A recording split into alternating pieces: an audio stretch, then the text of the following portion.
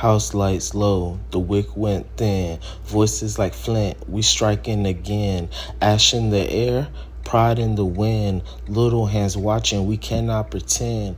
I'm 5'2", solid, sun in my chest, rooted calm, I hold down the rest. If love is a lantern, we guard in the glow, forgive on a whisper and watch it grow. I seen shadows rise from the rivers out back, storm in the hall, got a family to stack. Ground is strength, I'm a brick in the rain, and steady warm when the world feels strange. Jamal sketched truth till drip on the page. Olivia steps off. The fading ember, revised. rain. The flame sat in the center of the kitchen island, held within an antique brass lantern.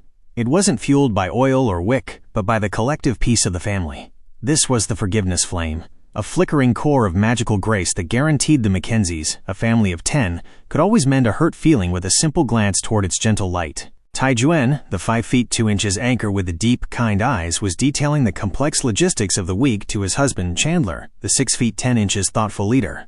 Their 4 youngest, Molly, 7, in her sparkly tutu, Leo 5 in mismatched clothes, Owen, 14, with his professor-esque khakis, and Willow, 3, with her soft curls, were engaged in a noisy game of floor is lava around the table. "I just think," Chandler said, his voice quiet but with a trace of his usual elemental patience, "that sending a group text about the grocery list was sufficient, Tai." "You didn't need to color-code it," Tai-Juen sighed, his grounded strength momentarily strained. "It avoids mistakes, Chan. I can't have 2 gallons of almond milk again.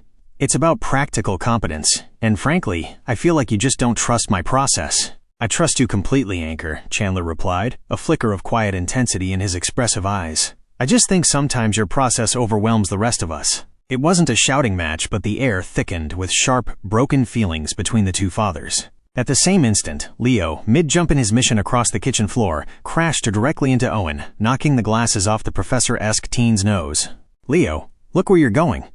"You broke my glasses," Owen yelled, his usual thoughtful empathy completely overwhelmed by panic. "It was an accident. I didn't mean it," Leo shouted back, his wild curiosity momentarily replaced by fear. The dual friction, the parents' gentle but deep division, and the children's raw anger collided with the brass lantern.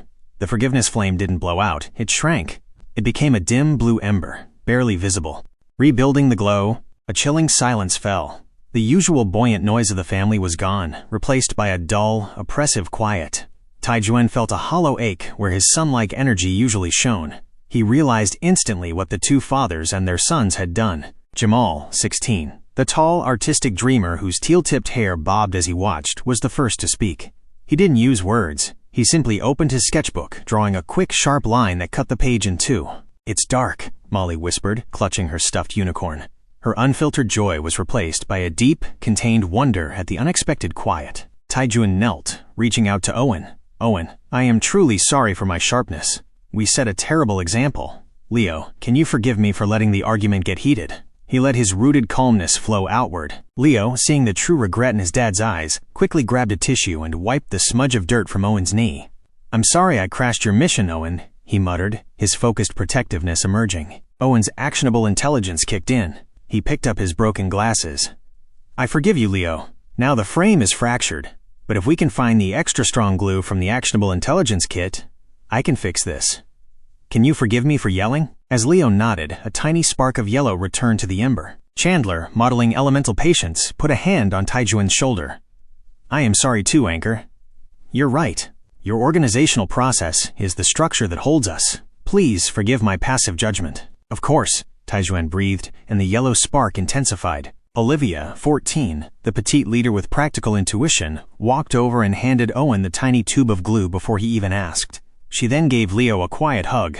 With each genuine act, Leo's protective apology, Owen's practical forgiveness, and the father's honest vulnerability, the forgiveness flame pulsed stronger, growing from a dim ember to a steady, hopeful candle. By the time Willow, the youngest, mirrored her dad's smile and patted Owen's repaired glasses, the flame had returned to its full, beautiful flicker, its gentle warmth washing over the room. The Mackenzies had learned that while the flame could grant forgiveness, only effort and honest love could fuel it. Owen does math on a breath and a blink. Plans in his pocket, he lives on the brink. Molly throws glitter like a prayer in the air. Laugh under thunder, put lights everywhere. Leo got knees with a map in the dirt. Lucky knee patch when the mission might hurt. Willow hums low like an echo of grace. Glow on her skin when she softens the space. Chandler and Leo, a spark snap wild. Flame took a breath, then dimmed on the child. We don't run from the smoke, we learn how to breathe. One small sorry can water the seed. Hands over heart, say the names like a hymn. Do one kind thing, watch the room go brim.